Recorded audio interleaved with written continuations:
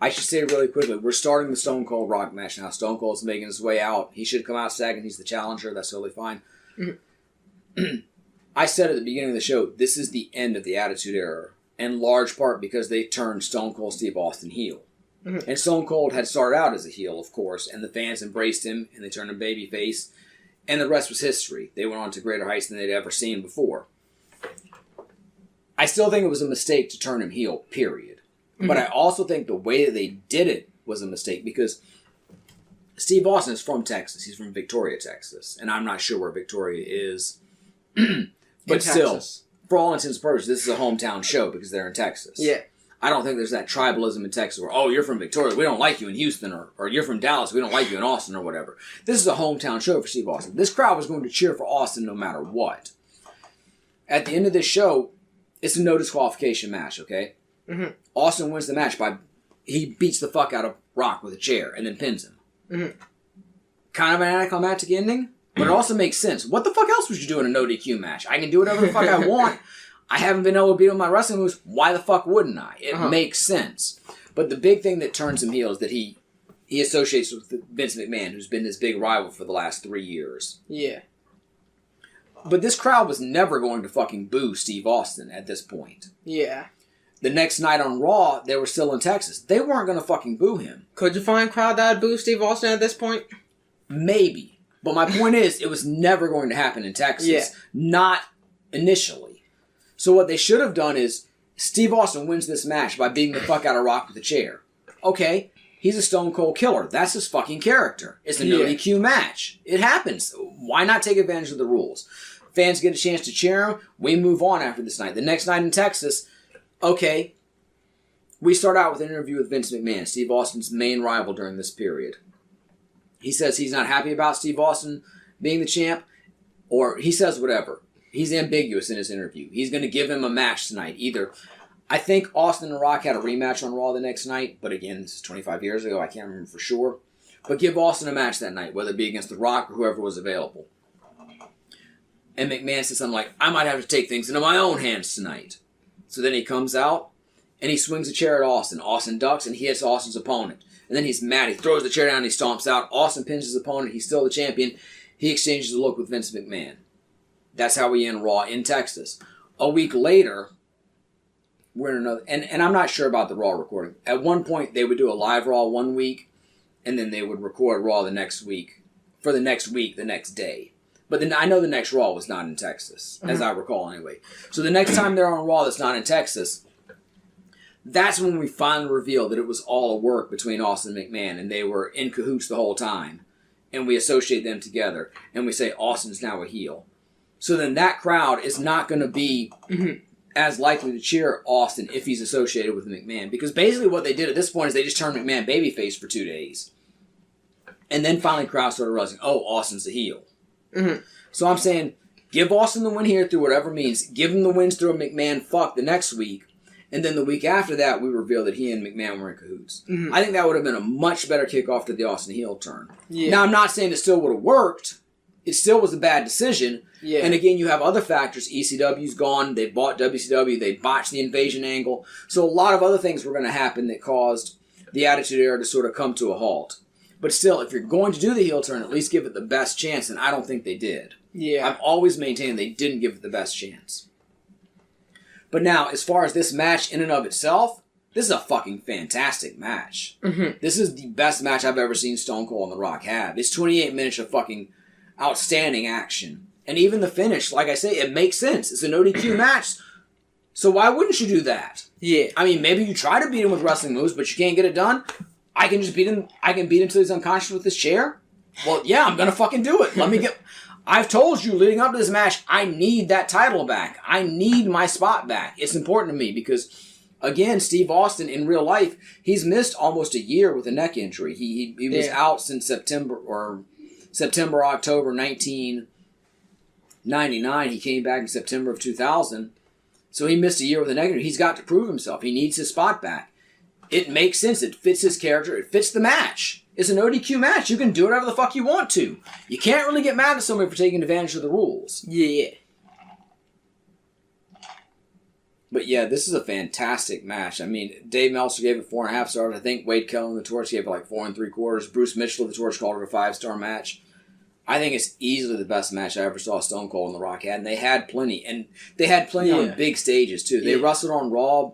They wrestled for the Intercontinental title, but they main evented 3 different WrestleMania. Well, technically they main evented 2, and they had a feature match on WrestleMania 2003, which was Austin's last match. So they did the match with Kevin Owens in 2022. Mm-hmm. But this is far and away their best. It is a fantastic match from start to finish.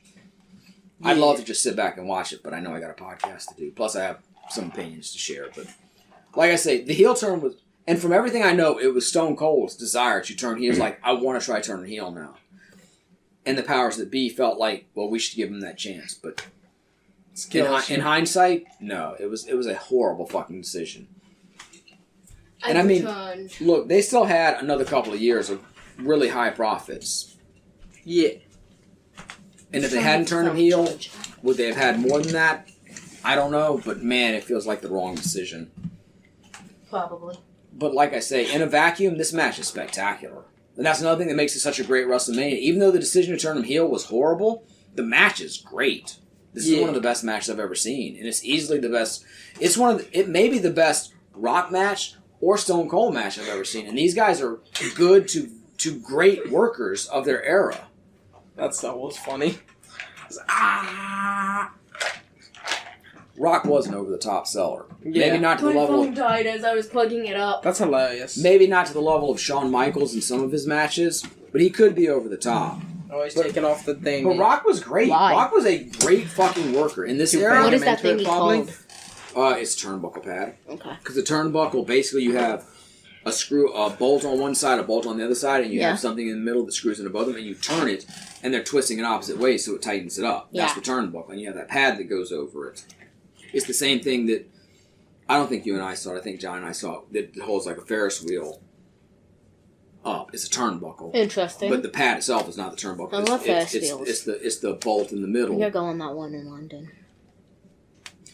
You were out, and Gab and I were just talking about how even though I think the Stone Cold heel turn was a bad decision, I think they could have done it better than they did. Instead of turning him heel in front of essentially his hometown crowd, and then submitting it the next night at Raw again in front of his hometown crowd, they should have saved it for a week later. They should have started planting the seeds, but then really revealed it after they were out of Texas. Because basically anywhere in Texas was going to be a Stone Cold crowd. Yeah. And again, like I say, I don't know if it would have made that much of a difference, but at least if you're going to turn him heel, make the best out of it, you know? By the way, I came back, but when I left the other room, or when I was walking down a hallway, the cat was just sitting in the bathtub. Yep. Alright. It was adorable, though. And you weren't here for this. This is a no DQ match. Yes. I vaguely heard it in the hallway. Well, the finish is Austin just beats the fuck out of Rock with the chair. But, like, what else would you do in a no DQ match? At some point, you fought for 28 minutes and you haven't put this guy away. I'm not going to get disqualified. Why wouldn't you do that? Exactly. It literally, it makes more sense than just about anything we've ever seen in professional. When we talk about things making sense or not. That's one of the most logical. And I mean, to me, a no DQ match should mean no holds barred. Like, I can punch you and I'm not going to get disqualified for it. I can choke you and not get disqualified for it.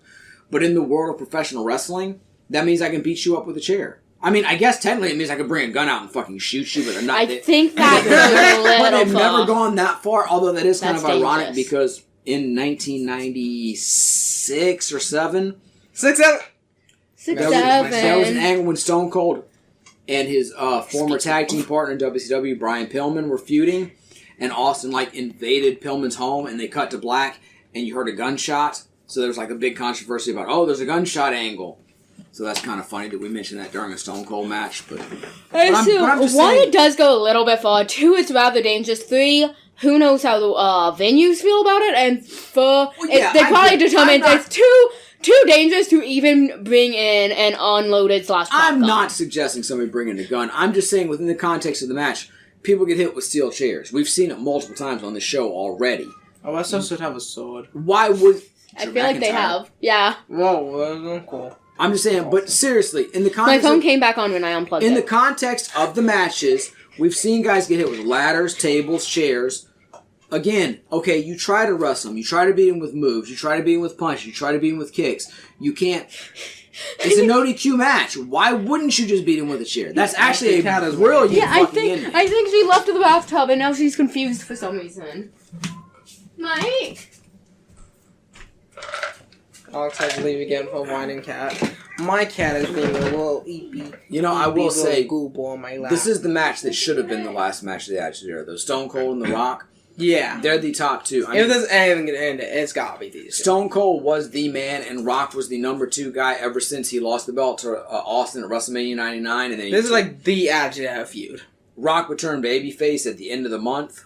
Yeah. So, I mean, this is it. This is how it should be. And these guys main evented 3 WrestleManias. They main evented WrestleMania 99, where babyface Stone Cold beat The Rock for the championship. They'd main evented here. And then 2 years later, they would main event... Well, they wouldn't technically main event WrestleMania in 2003. Because I brought the cat back and she's soaking wet. But they would wrestle WrestleMania 2003 in what would be essentially Austin's last match, like I said before, the Kevin Owens match in 2022. So, I mean, if you got to go out, this is how you go out. This is it. Yeah. This is the end of the greatest era of professional wrestling in my lifetime. Right here. Blood. And Rock's already bleeding. I'm sure that was a blade job. I can't imagine anything they've done so far would be a hard way. I mean, it happens, but... The outfits aren't very unique. Or Father, anything. my package! Daughter, your package doesn't matter for the next 20 minutes. But it's Let's watch hilarious The Rock because and it's Stone currently Cold. in Chino, California. But both the outfits are just black.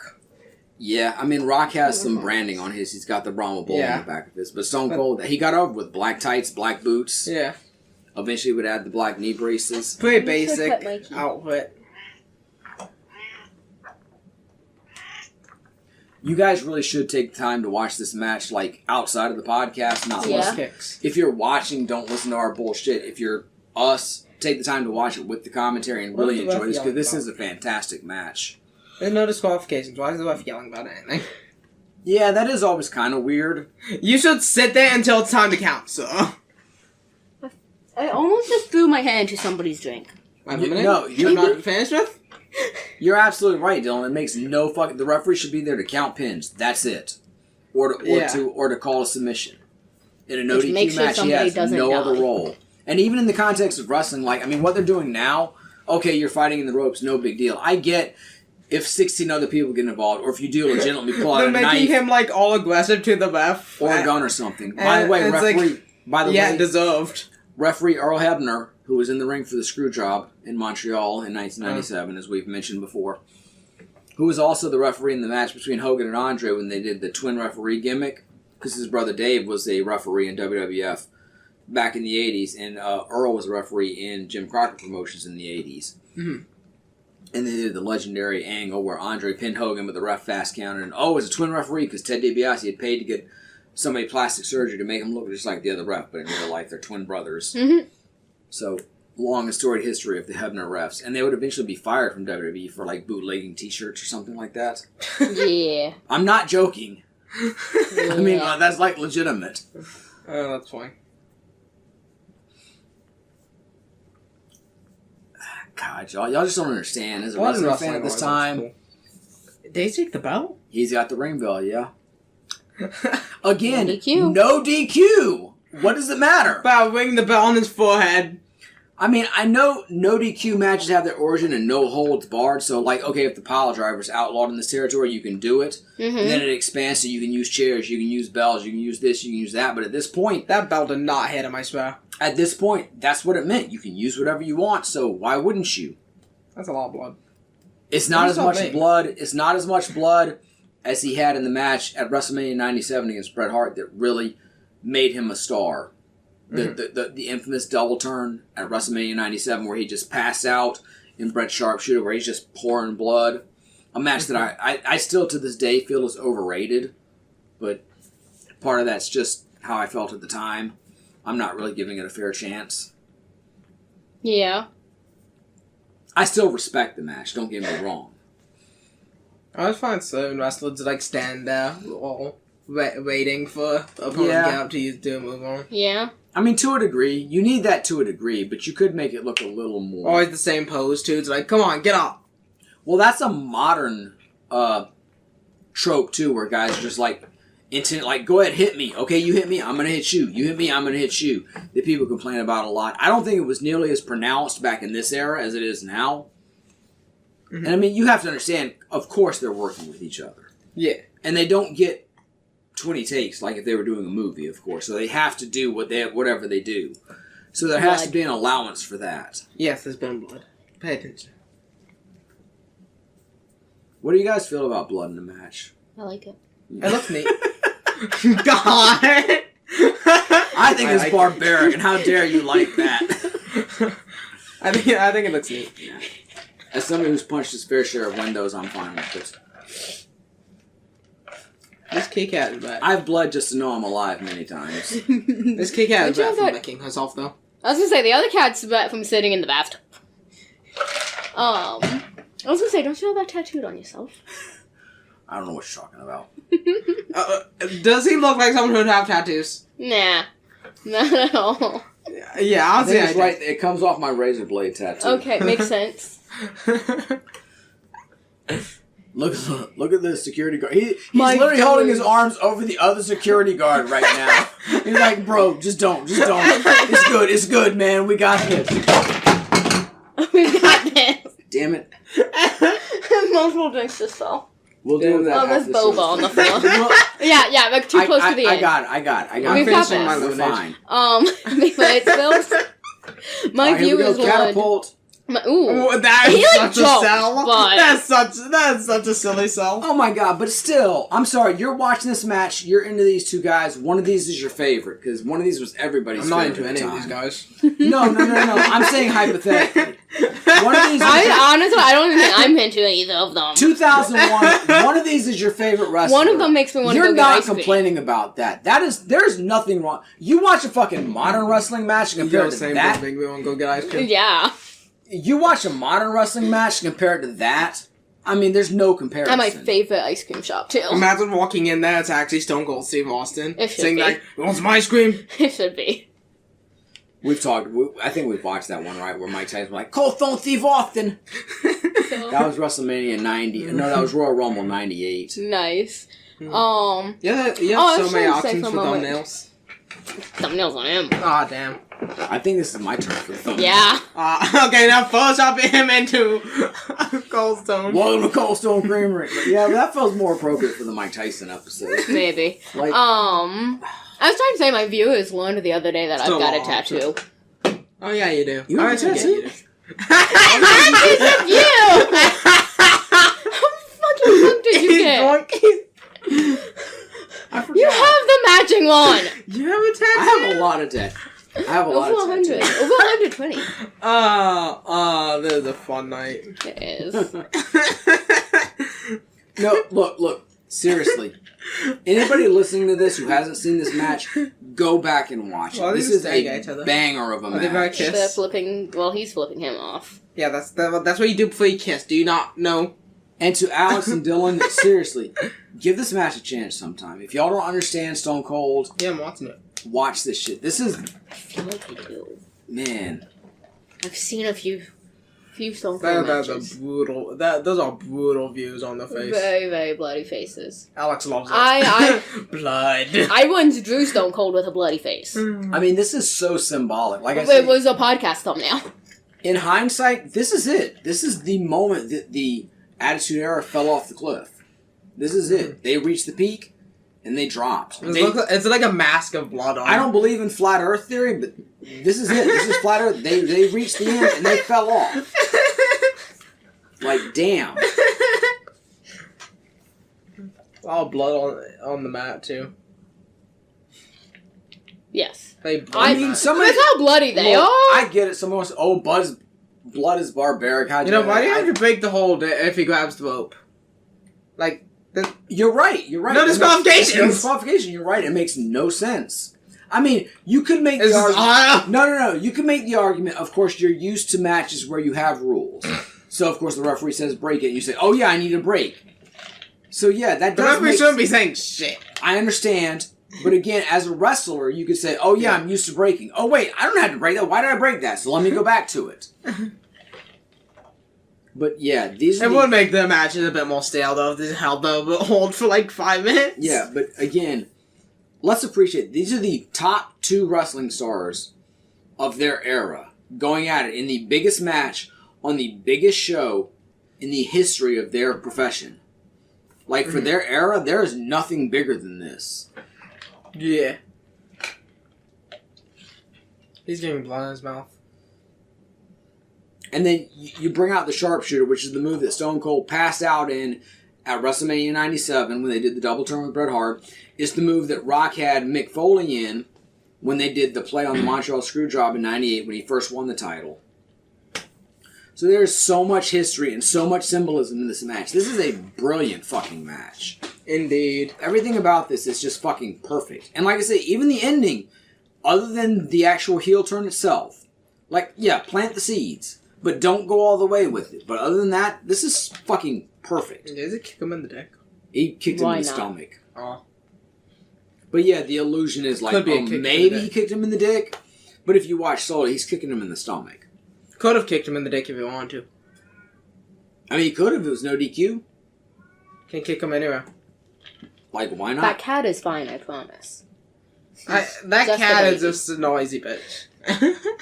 Look, I'm not going to ask somebody as a performer to intentionally blade themselves, but if you're fine with it, I ain't got any problem with it. I don't find it barbaric. I find like it adds to the drama.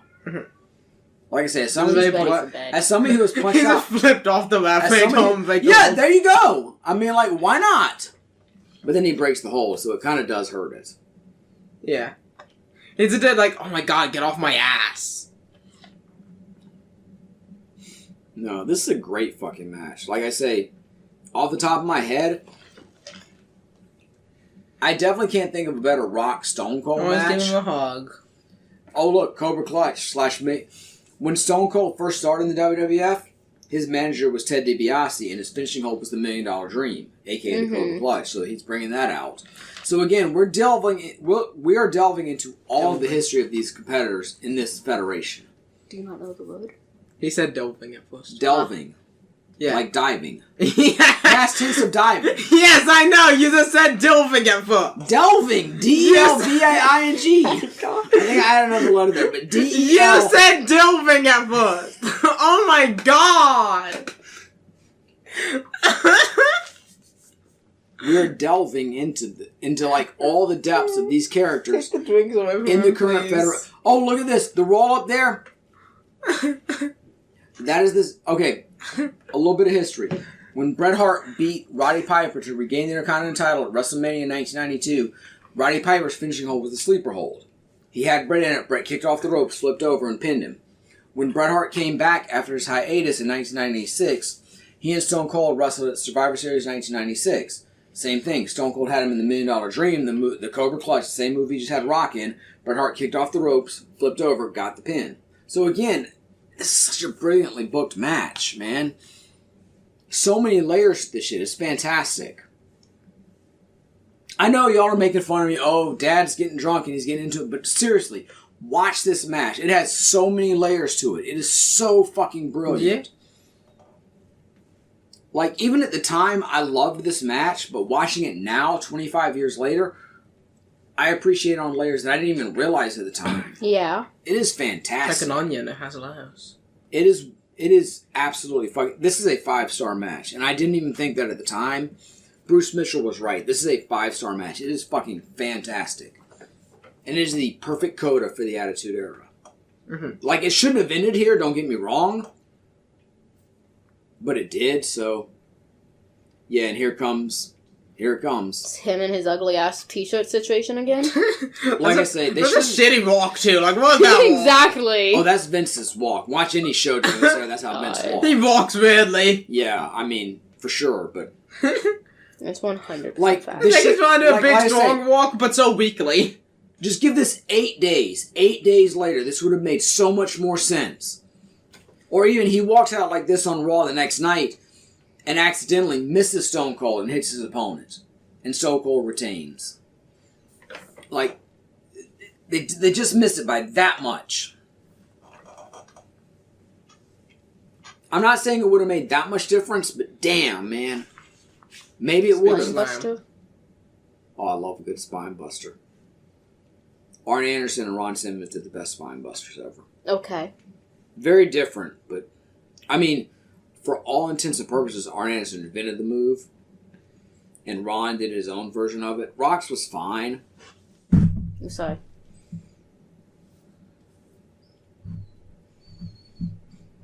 Oh my God, what a match! There's Rock's spine buster, and it's fine. It's fine. Spine Nothing buster. wrong. Nothing wrong with it at all. It's just not the classic spine buster. This match sucks. I haven't seen the People's Elbow. Fuck you. I'm joking. This is the absolute perfect coda to the Attitude Era. I said that already, but I want to say it again. And here's the... Oh, that's the people. Never mind. Wait. Here's the setup for it. I don't know if he hits it or Probably not. not, but... One of the dumbest moves in the history of pro wrestling. Remember like Snoop Dogg did the People's Elbow? Yeah. but you know what? And fuck Snoop Dogg for his MAGA tendencies, but that was an absolute excellent job of improvisation in a moment where somebody got hurt where they shouldn't have, and they had to come up with something. And I applaud that. Like, seriously, I do. Yeah, like I say, save this. Save this. 8 days later, that's all you needed. Yeah. Let the people enjoy Austin's They just need win. to come up with something Then else. build some intrigue. Then at Raw, a weekend and 1 day after this, you're good. Because, I'm sorry, these fans are rough. Nobody fucking buys Austin as a heel right here. And I'm a newsletter reader at this time. I'm reading the Torch every week. I know the heel turn is coming. But most of these people in the audience don't. And they're going to erupt and cheer. So they got off on the wrong foot from the beginning. Yeah. And I'm not saying it would have made much of a difference. But at least if you're going to do it fucking right. And they didn't do it because they got in their own head like, fuck it, we can do whatever we want, whenever we want. We control this shit. And they fucking blew it. Oh no, the ref. The ref's gonna be sleeping for like 10 minutes now. Probably. That was a big sigh. Yes.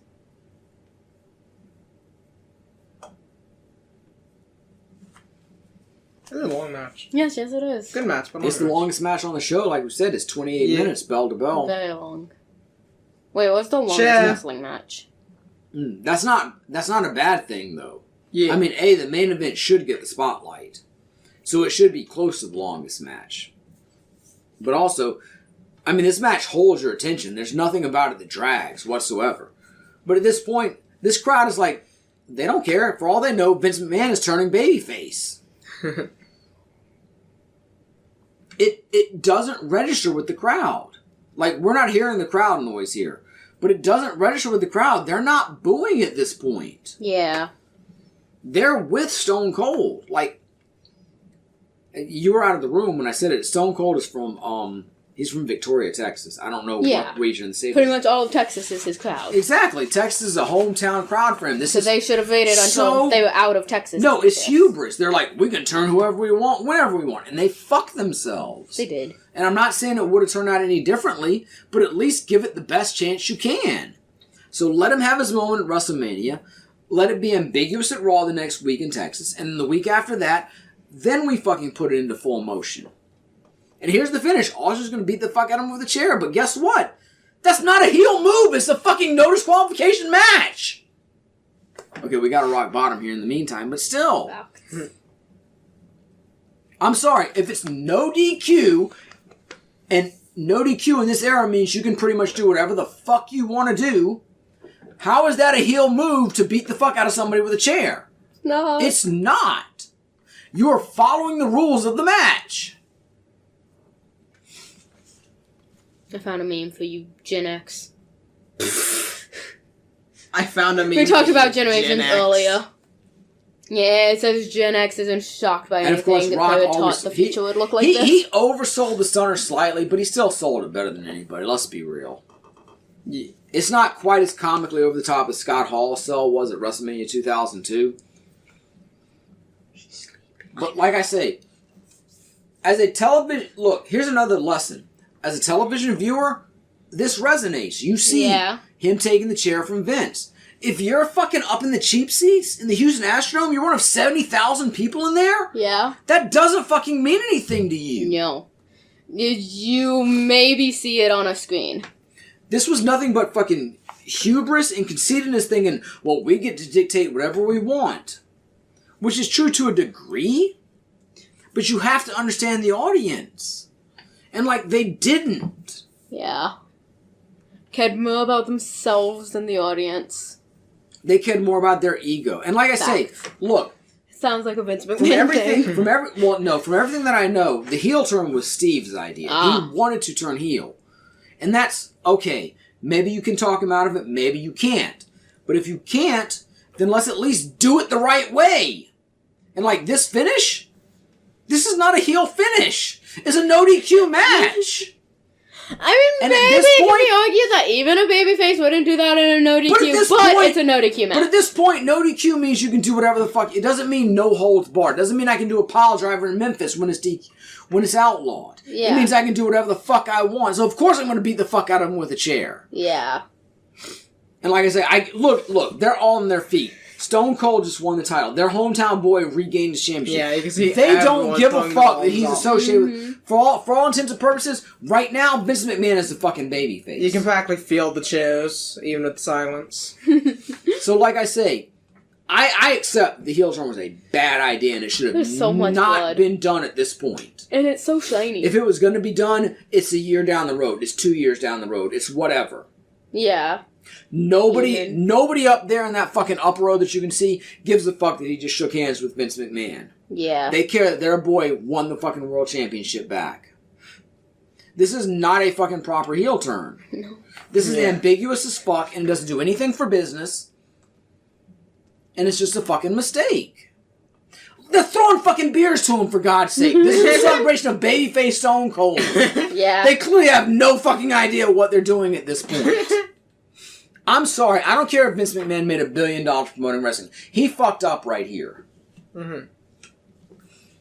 This was ridiculous. Babyface, I mean... How many are they throwing? Heel Steve Austin is not celebrating with fucking beers. This is a babyface celebration. People in Houston are walking away that night thinking, wow, Vince McMahon just turned babyface. And I mean, the 1,000 there that fucking read the Torch or read the Observer, they know the story. They know that Steve Austin is heel. 69,000 other people think, wow, Vince McMahon's a babyface now.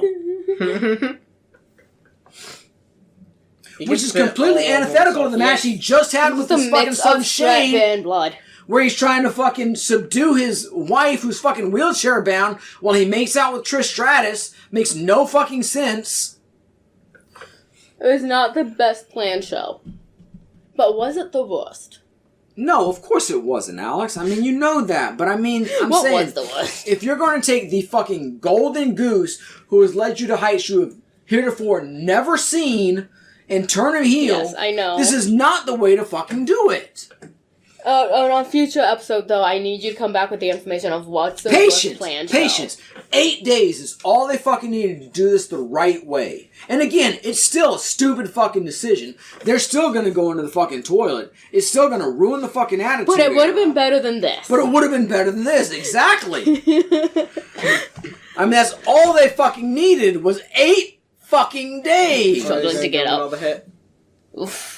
One last hit for the road. The guy and the audience doesn't fucking care. Y'all don't understand. 70,000 people in the Houston Astrodome don't care. And still see them. And if the fans don't care, then you have messed up. Yeah, that's kind of the point. You're supposed to be selling these stories. You want them to care and be part of it. Jim Cornette said of Eddie Graham, who's a legendary Florida booker, if he had described his job, it would be, I manipulate people's emotions to make money or to sell tickets. Facts. They've screwed that up here. They don't understand their fucking crowd. These people are thinking they just saw Stone Cold, their boy, win the title. That's all they fucking care about. They don't feel like he just turned heel on them. They've cheered this guy through all of his fucking dirty deeds, everything he's done, for fucking 4 years at this point. Only 4? I mean, it's borderline. He came into the WWF at the beginning of 96, maybe the end of 95. Okay. He had the famous 316 promo in June of 96. He and Bret had the famous match at Survivor Series in 96. They had the great feud in 97. He officially turned babyface in March of 97, WrestleMania that year. Okay. So again, 4 to 5 years. Again, and he hasn't really changed his persona. He's been I'm just saying, when I think of Stone Cold, I never think of him as a babyface. He's been a loner. He feels like a anti-hero. No, you're right. She's wrong. Wow. Because all I did was say I don't associate him with being a babyface. But he was, and that's the thing. They built. I've only watched so much of his career. This company, the modern iteration of this company, and the fact that it went public and became a billion-dollar company was built on the back of babyface Stone Cold Steve Austin. He's a bit rough. He has some attitude. You're but right. He still goes against the villains. Exactly. What do we call this period? The Attitude Era. Yeah. Because it is built on the back of anti-hero Stone Cold Steve Austin. But he is 150% a babyface. Yeah. Aesthetically?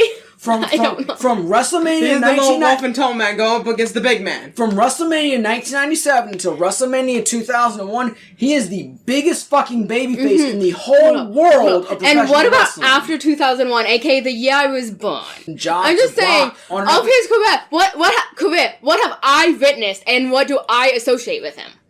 Most of the babyface. Probably. I haven't watched that much, though, let's be honest. No, let me point this out. How much of wrestling have I watched? No. He was a heel for like 8 fucking months when your sister was 8 months old. You watched more babyface. He turned back babyface, then left the company 4 months later, came back, had one match with The Rock, retired, and was the babyface commissioner, then disappeared for 20 fucking years. I was gonna say, when did he retire then? That's a better question. His official last match was WrestleMania 2003. Great. So I was maybe 2? Wait. AKA most of the wrestling I've watched isn't even him. Right. But whenever he would appear after that, he was a babyface. And so that was telling people I probably don't. Hold up, this is the thing. One, I probably don't remember the occasional time he appeared sometime in the 2000s, 2010s, whatever. But I don't go back and watch that much. So what fucking heel era did you see either? It's just aesthetics. He is the fucking biggest babyface in the modern history of professional wrestling. It's just nobody was bigger than him. Bret Hart, Ric Flair, Hulk Hogan, Sting, nobody was bigger than him as a babyface in the modern fucking history of professional wrestling. It's just aesthetics. Wait, your generation what? Your generation what? And you can't understand an anti-hero? I'm sorry. He is the absolute motherfucking goddamn gold standard babyface for fucking 80 years of professional wrestling. The mic. I don't care. This needs to be understood. It's not Steve Austin is the fucking man when it comes to professional wrestling babyface. Nobody for a few year period is bigger than him. Father, the wrestling I most remember and can best understand is within the last 10 years. I understand, but anytime Steve Austin... Everything else is just Wait. But if Steve Austin popped up in those episodes, he's popping up as a fucking babyface. Okay, but how many times have I seen He spent one goddamn year... How much have I analyzed it? He spent 8 months as a fucking heel. Wait. We're talking April, May, June, July, August, September, October, November, he's a fucking babyface again. They realized in 8 months what a fucking mistake they had made. Damn, before my first Christmas. I mean, don't get me wrong, Stunning Steve Austin was a heel from 1990, 91, 92, 93, 94. He comes to WWF, he goes to ECW briefly, he goes to WWF as Stone Cold, and he's a heel through the end of 96. By 97, the people are making him a fucking babyface. The double switch at WrestleMania was just a fait accompli. Like, the fans wanted him as a babyface. Stone Cold Steve Austin is the epitome of a modern babyface in professional wrestling. There's nobody, The Rock included, that you hold to that standard above Steve Austin. Oh, it's over. I don't understand how you can look at him as a heel. Vibes! Aesthetic! I would look at him as... I mean, look, I started watching wrestling in 1990 when he was a heel as Stunning Steve Austin.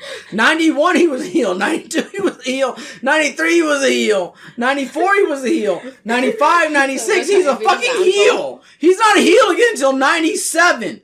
I should understand him as a heel more than you do. And I realize he is the greatest fucking example of a babyface in modern wrestling history.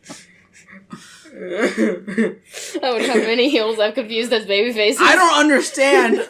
She sees someone rough and tumble and she's like, they must be the bad guy. I don't understand. Right, that's fucking 1982 thinking right there. Not fucking 2002. This is a bitch who paints her room pink and plays with Barbies, okay? I mean, she doesn't have that much critical thinking. That's National Expansion WWF 1982, 1983, 1984 thinking right there.